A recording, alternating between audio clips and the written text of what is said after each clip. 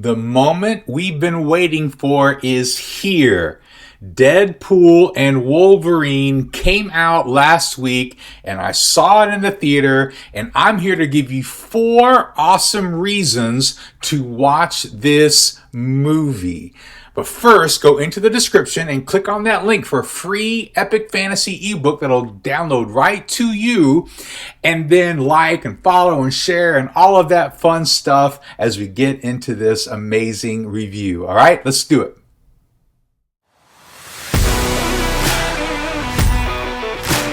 Welcome to Great Stories Change the World. This is the YouTube channel where a fantasy science fiction author, that's me, goes over how to tell a great story. I review movies, TV shows, books, and I go through the good and the bad from a lot of these things, especially science fiction and fantasy properties. And I also do some original stories. I've got episode 8 coming out here in a week or two for my Henchman series that I know a lot of people are kind of waiting on, but I needed to do these reviews for The Acolyte and Deadpool. It kind of interrupted my flow here a little bit.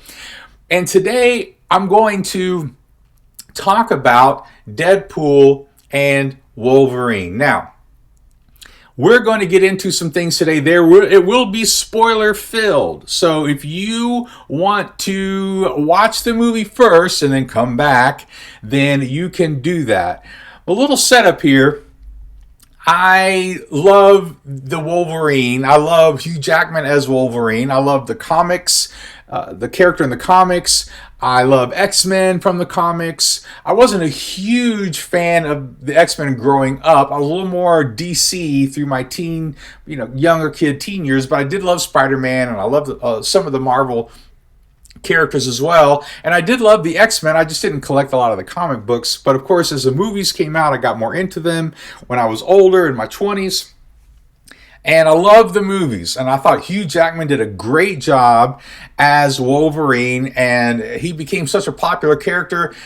Wolverine was already a popular character through the cartoon, through the 90s, which also I watched, and really gained a lot of popularity through all that. And so just combine that with Hugh Jackman doing a great job with the character and his take on Wolverine and how they wrote him into the X-Men and all that stuff. And it's been amazing. It's been an amazing ride. I think he was in 8 or 10 movies, the original 3, and then, some of the prequels, sequels, things that he did, the origins, and then all of that stuff that he did.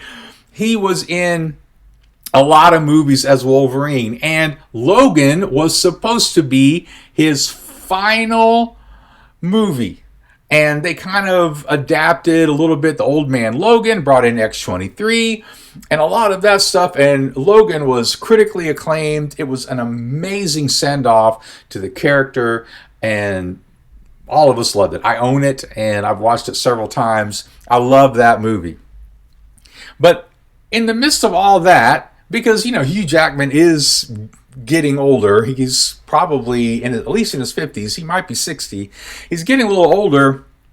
And as all this was happening, Deadpool became this huge hit. So Ryan Reynolds finally got to do a real version of Deadpool from the comics, something he always wanted to do, and he's perfect for. Ryan Reynolds isn't a great actor in general. He's okay, but his personality and his style really fits Deadpool, okay? I could have seen Jim Carrey and some of those other sort of goofy, over-the-top guys really doing a good job with Deadpool as well. But Ryan Reynolds, I think he's perfect. I think it's just one of those stars-aligned things for Deadpool, and made it rated R, and cussing and violence and, crude topics and stuff like that. And it was a huge hit. And as Hugh Jackman sees this movie, if you've seen the interviews, he talks about this several times. He had to call them and say, man, I think I made a mistake bowing out of never doing, saying I'm never going to do Logan again. I want to do Logan and Wolverine with Deadpool. I want to do that movie. So they had a plan for Deadpool 3, and Deadpool 2 was also a huge hit. Maybe not as quite as big. I'll have to look at the numbers to make sure, but it was a huge hit as well. And so they were planning on doing Deadpool 3, and they had Sean Levy come in and do the third movie. Now, he has worked on some pretty cool movies, one of which being The Free Guy. I think they did the Adam Project together, he and Ryan Reynolds, which I actually really like the Adam Project, to be honest with you. And so I think he was a great choice to be the director for the third one. And so after Free Guy and Adam Project, I was like, man, this is really going to be cool. And so they had a plan already for the third movie. And then when Hugh Jackman decided he's going to be in it, he wants to do it, they pivoted. And they got, just all the stars aligned to bring Deadpool into, and the X-Men and all that stuff, all the Fox properties, to bring it into the MCU and really Disney, if you think about it. Now, there were some concerns going into it, and there were concerns through rumors and things. I don't know how much stuff was really true, but as they got into making the movie, Disney and the MCU got involved, especially Disney, and they were trying to pressure, or they were trying to get Ryan Reynolds especially to make some changes to the script and to the story, and to have kind of their additions, because they wanted to connect it to the rest of the MCU. And from what I understand, the rumors say, and again, I don't know this for sure, that Ryan Reynolds basically told them to just screw off. Like, he's going to make the movie he wanted to make. And I really do believe that he and Sean Levy made the movie they wanted to make. And it wasn't a perfect movie, and I'll be going over a lot of that here in a second. But I believe they made the movie they wanted to make. And so I was excited when I heard all that, after a lot of the missteps that Marvel has made, both in TV shows and in their movies. Just a mess of writing. They have no direction. One of the cool things about that first phase, with, leading up to Endgame, Infinity War, and then Endgame, they had a plan. They developed a plan after, Iron Man hit it big. And so they had a plan. And you could kind of see how they were connecting things and moving forward. You just had none of that since Endgame. We really had none of that. And I know, I get it. It's not fully their fault, in the sense of, I know they were wanting to do the Kang the Conqueror thing, and I think that would have been really cool. And Jonathan was a great actor, but then he got into some trouble, and they pivoted again. And we can get into all that. I'm not going to get into all of that plan now that they're going to Secret Wars, which is really where they should have been going the whole time anyway. So, and hopefully they'll do a better job. So I was just knowing that Ryan Reynolds was just kind of pushing back and saying, no, we're not going to do what you want us to do with this movie, actually made me think, this is going to be a good movie. This is going to be a really good movie. And so it has come out. And a friend of mine invited me out. It was his birthday on July 26th, whenever the movie came out. And we saw it in 3D, and we all went out, 10 o'clock movie, and I'm an old man, and I had to stay up late. I had some Coke and caffeine so I could make it through the movie, and we had a blast, okay? So I'm going to talk about first some things I did not like about the movie, because it is not a perfect movie. I'm going to give it a B+ and A-, which for me means it's a great movie, and it's fun. So just so you know, I rate these things a little harshly sometimes, just because for me, I reserve like the A's and the A+ for those movies where I just can't find anything wrong with it. Because as a writer, I want to make sure I do my best when I write. I don't want to just make excuses for lazy writing and those sort of things. So I'm going to get into that stuff. All right. Now, this is the point, again, I know I warned you earlier, but this is the point where you should stop the video if you don't want spoilers, because I'm going to give you spoilers. A lot of people have watched this movie. It's going bonkers at the box office. It's one of the biggest movies of the MCU so far, and it should be, because this really is that good. So first, let's talk about some of the issues before I get into the 4 reasons why, the awesome reasons you should watch this movie. So here are my problems. Number 1, the beginning was a little convoluted. Now, I'm going to give them a pass for this because you have to come up with a way that Deadpool from this universe, where there's X-Men and all that stuff, and Wolverine somehow came together, and you've killed off Logan. You've killed off Wolverine in supposedly the same universe. So therefore, what do? And you do the comic book thing. You figure out a way to do it. Now, I like the way that they did it, but it's pretty convoluted, and it's pretty sort of manufactured and not really cheesy. I like the way that they did it, and I'll get into that in some of the rest of it, but it's comic book convoluted, and as a comic book fan, I didn't mind it, but it's kind of convoluted. There were 2 big fights. Now, it's kind of a trope, or it's a little predictable when you get 2 main characters that are going to work together, that you have to have them fight first. And that's a trope, and it's kind of tried and done. And I know we all expected it, but for it to happen twice, I thought was kind of lazy writing. I know what they were trying to do with the second time that they fought, and it was kind of funny, but I also thought it was a little lazy. And of course, people may disagree with me on that. They might have thought it was fun and great, but I thought, it was repetitive and just wasn't the best writing, okay? And the CGI at times was really cartoony.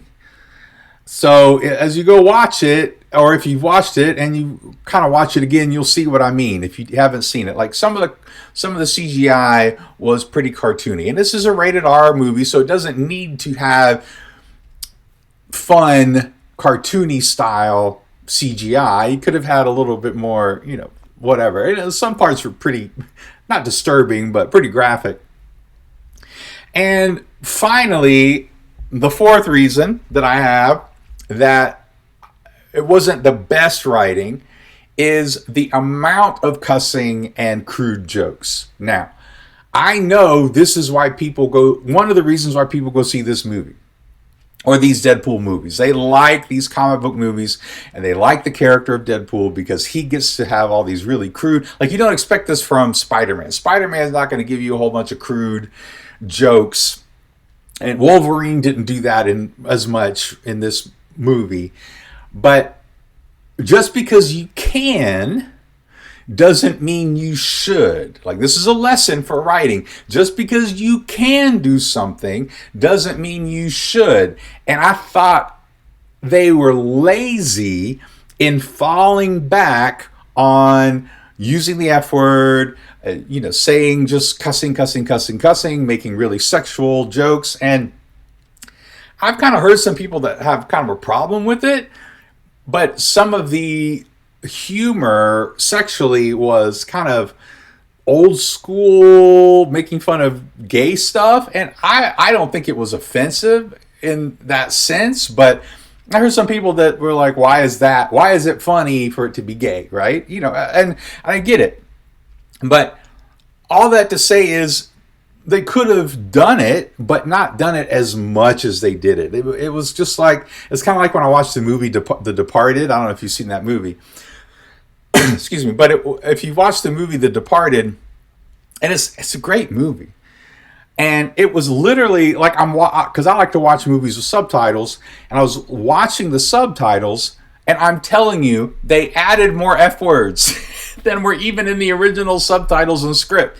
And I'm like, come on, man. I mean, just because cussing doesn't make it funnier necessarily, it can, but it's just kind of lazy writing when you get down to it. Or it can be lazy writing if you rely upon it without, and it's not really clever. It's just, you're just doing it for the sake of doing it. And again, some people probably love that. I just thought it was lazy writing, and it was, to be honest. It just was lazy writing. Now, let's get into the 4 reasons, awesome reasons, why you should watch this movie. Because as much as there were a couple issues that I had, overall, this was a super fun movie. This is a movie you need to see in the theater. It's a movie you need to watch if you love Deadpool. Again, if you don't like the cussing and the violence, then obviously skip it, right? I would definitely say don't go watch this with your kids for all the reasons that I've already mentioned. Violence and the crude language and crude humor. But at the same time, if you liked Deadpool 1 and 2, you are going to love this movie. This is probably the best of the three, to be honest. And a lot of that is because Hugh Jackman helps carry this movie. So, the 4 reasons you should watch this movie, all right? Number 1, fan service. Now,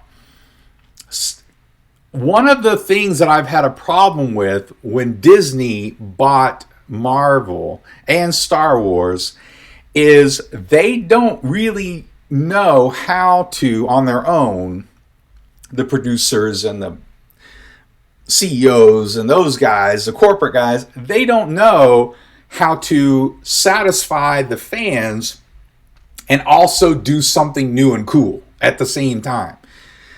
They either copy what was before and put their own little spin on it, which just makes it kind of tired and nobody likes it, or they do something so new that it doesn't even connect with the other stuff in the universe. And that's something that the MCU did really well through Endgame, and Star Wars did pretty well through the Clone Wars and Rebels, and The Mandalorian did it really well, first 2 seasons especially, and then they just kind of went off the rails. They've gone off the rails with that stuff. So, with the sequels and with a little bit with Ahsoka, but not as much Ahsoka, but definitely The Acolyte.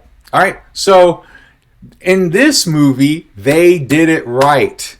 They gave us what we wanted and what we were looking for, and they set it up right, and they had surprises in there, stuff we weren't really thinking they would do. And Ryan Reynolds kept most of it, and the production kept most of it secret. A lot of the things they wanted to keep secret, they did keep secret, so it was surprising in the theater, and cool twists on that stuff, and it was amazing. And a lot of that was Hugh Jackman, all right? He should, I've already talked about it, but this is why you should watch the movie, is that just seeing them interact with each other was amazing. And they know these characters, they've done them really well. But this time, Hugh Jackman got to do a lot of different versions. So they brought in a lot of variants, because if you don't know the story, Deadpool has to go find a Wolverine. So Logan is dead in his world, and because of that, he's kind of like this anchor character person for the whole universe, the timeline. And so that's a big part of the fan service that I like. They brought the TVA in, because if you haven't seen Loki season 1 and especially season 2 are phenomenal shows. You should definitely check them out. And so they brought that cool stuff in with the TVA. And so the TVA is just trying to kind of recruit Deadpool, and because his whole world is going to be destroyed, his universe and everything. And so because Logan was this anchor that tied everything together. And so since he can't really bring his back, he kind of figures that out in the beginning, he was like, well, I got to go find one. What if I go get another Logan that doesn't need him and put him here? And so that was kind of the whole first, quarter of the movie, and they just had some really fun callbacks to the comics with a lot of the different variants of Wolverine, Old Man, and fighting the Hulk, and just a whole bunch of different stuff that they were calling back to that was just amazing. Even Henry Cavill, who people have rumored about, is he going to take over Wolverine? He shows up. There's a ton of those nods to the fans. Now, I haven't talked to many people who aren't huge fans, but I can only imagine that they still enjoyed it because maybe they didn't get a lot of those references, but they still made some of those interactions kind of funny. And and there was other nods to fans. Like, you would have to know a lot of stuff behind the scenes and over time. Like the fact that he brings Blade in. Blade Trinity, that third movie, was a mess. And that was Ryan Reynolds in the Blade movie, and all the rumors were that he and Wesley Snipes hated each other and all these problems. The fact that he could pull Blade in, Wesley Snipes' Blade in, was amazing. And then he did Elektra, who, Elektra's one of the more non-appreciated, at least. It wasn't really that great of a movie, yet I liked it, and I like Jennifer Garner, and she was in the Adam Project, so he brings her in, right, as Elektra. So basically, he goes and gets this Wolverine, Deadpool does, and they get sent to the Void, right, which is like this place where all these like time reject characters and people are sent. And so when they get there, that allows them to have all of these people that you can think, well, these are kind of the rejects from others. So he could just really pull from anything he wanted. And so he pulled these, and then he pulls Channing Tatum, who was supposed to be Gambit. He is supposed to have his own movie in development hell. Never happened. He pulls him in, and yet he makes his accent so horrible that it becomes funny. So we get to see Channing Tatum's, Gambit. And all of these things are what we call payoffs. In writing, we call them payoffs. Is that people are expecting, they weren't expecting these maybe particular things, but they were expecting some things. And so this kind of leads me into some of the humor as well. But they bring in X-23 from Old Man Logan, that movie when he dies, and so there's just a lot of cool stuff that they're bringing in, and we loved it. They bring in some different the Pyro guy from the other X-Men movies, and just some really cool stuff, right? Stuff we think, man, I remember that. And yet they write it well enough that I can assume, and some of you people maybe who have watched it and you aren't huge fans, maybe you can tell me if somebody maybe didn't like it. So put that in the comments for me. But it was awesome. For fans, we loved it. And obviously it was good enough that it's just going bonkers in the movie theater. Some people may be seeing it more than once. I don't know. People love this movie. And so now we're getting into the humor. So number 2, the second reason why you should love this movie, and not you should love it, but you probably will love it, and awesome reason to go watch it, is the humor is really good. Again, some of the writing is lazy, but as a great example of the humor, I already talked about the bad accent with Gambit. One of the best turns and twists that was so super funny was when they're in the Void, and they kind of come across this character who's played by Chris Evans, and so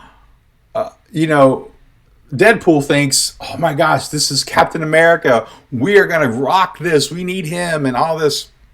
Well, it's not Captain America. It's Johnny Storm, the Human Torch, which everybody makes jokes about how he's been 2 different people in Marvel characters. And so he played that really well. And there were just a lot of different things like that. Oh, and they had the Deadpool dog. He was awesome. They had all the Deadpool variants. And Ryan Reynolds and to some degree Jackman, Deadpool and Wolverine, the characters, to some degree they would make fun of the MCU and being in the MCU and what that meant for them and the state of the MCU and just how they've been making horrible movies, and like they kept making great jokes on a meta level. because that's part of Deadpool's gig, is he can break that fourth wall and he can make these jokes. And there was just joke after joke after joke with that stuff, and we were just cracking up in the movie theater. And the fact that Disney and Feige and the MCU let them make these jokes is going to make them a ton of money. This is the kind of stuff they have to realize that they got to get back to. They don't have to make rated R movies necessarily, but they have to get back to fun, great writing that serves the fans, the old school fans, but also does something new, which is what they do in this movie, okay? Then, there's another great character, Peter from Deadpool 2. If you remember him, he was on X-Force, and they let him be on the X-Force, and yet they do this cool turn where all the variants have a Peter in their world, in their timeline. So when they have to fight all these Deadpools towards the end, all these different Deadpools, and they're so funny, and it's so fun and violent and crazy, and we love it. And so the music, there's juxtaposition of music, by the way, as well. And you've probably already seen some of the clips on TikTok or something where he does Bye Bye Bye, he dances at the beginning, Deadpool does. But they also do Like a Prayer by Madonna, and these fit the humor aspect of what they're doing. And those sort of things really played well, okay? Now, number 3, this is going to be a little shorter, but the pacing was really good. So one of the things that I think, again, they lost, and we watched through, my daughter and I, and my other daughter too, we've been watching through some of the original MCU stuff from Iron Man and Thor and some of these things, and I went back and I was like, why do we like these movies so much, and what's different about those movies compared to now, and why some of these movies we just don't like, they're such a mess. And I think because they're trying to put too much in them. They have such a big universe, they think they have to bring all this stuff in.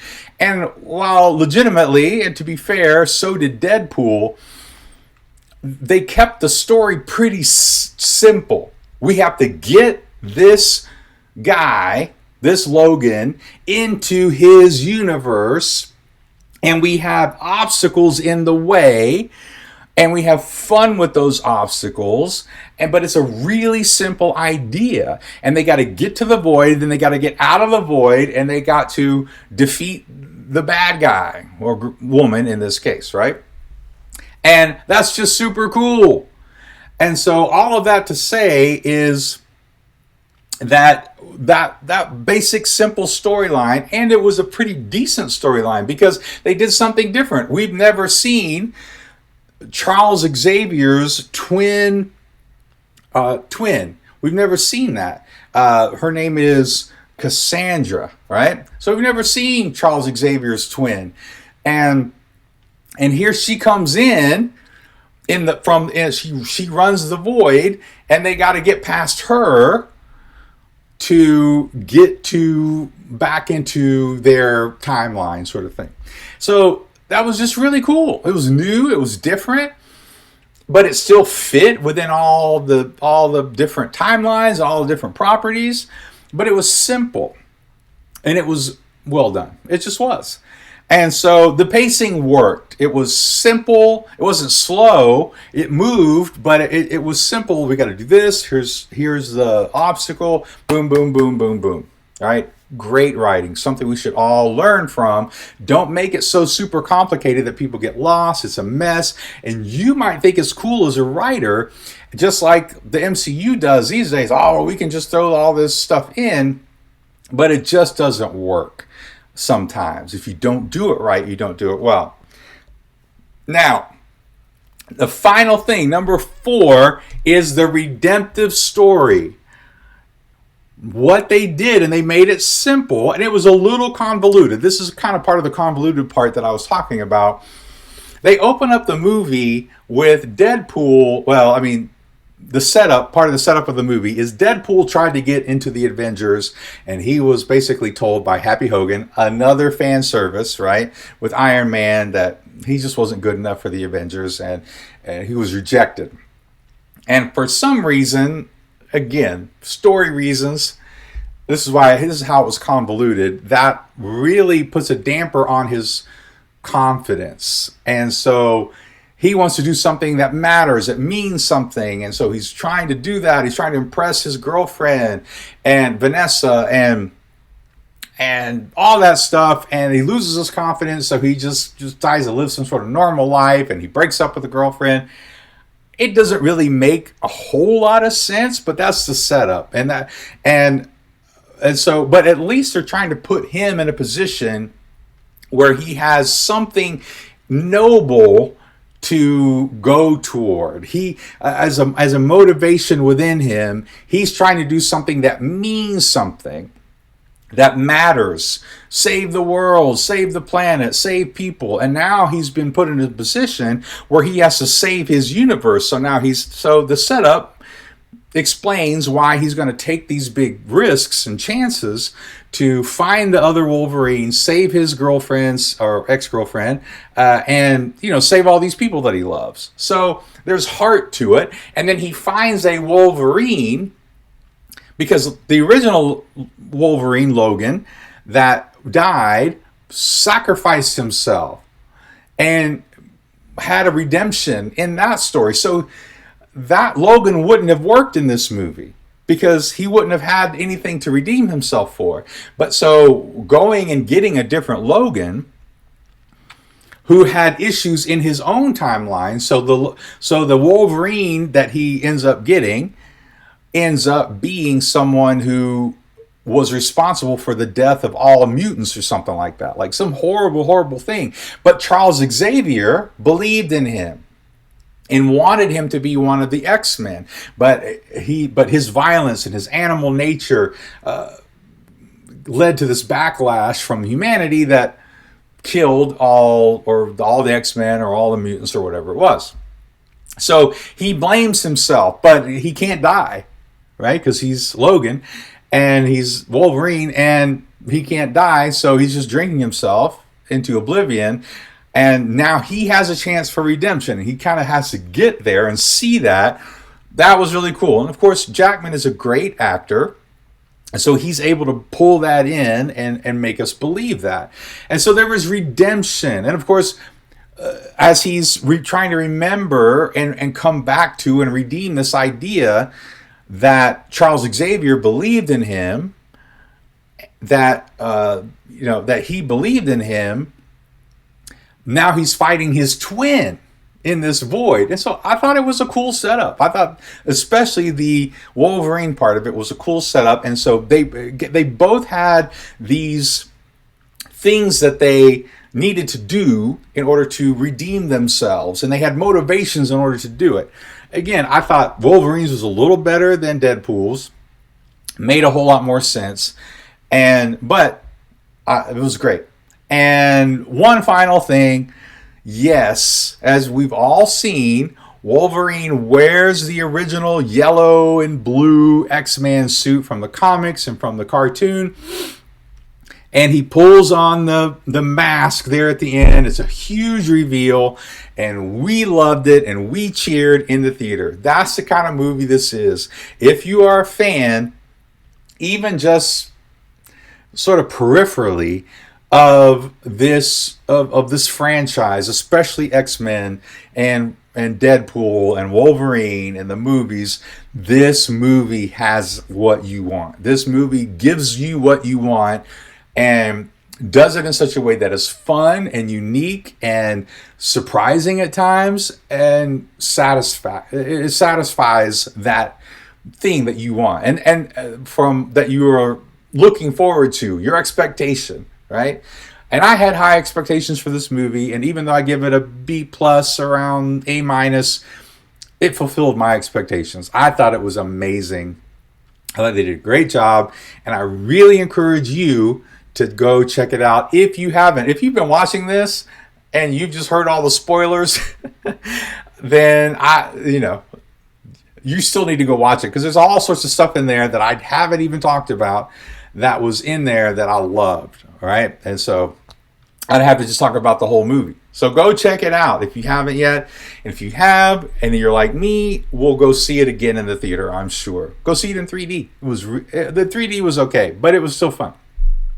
So remember to go into the description and click on that link for the free Epic Fantasy ebook. Remember to like and follow and share. Give me some comments. Let me know what you thought of the movie. Obviously, if you've watched this far, let me know what you thought of the movie. If there's something that I should have maybe talked about that you thought that I didn't. But until next time, peace out.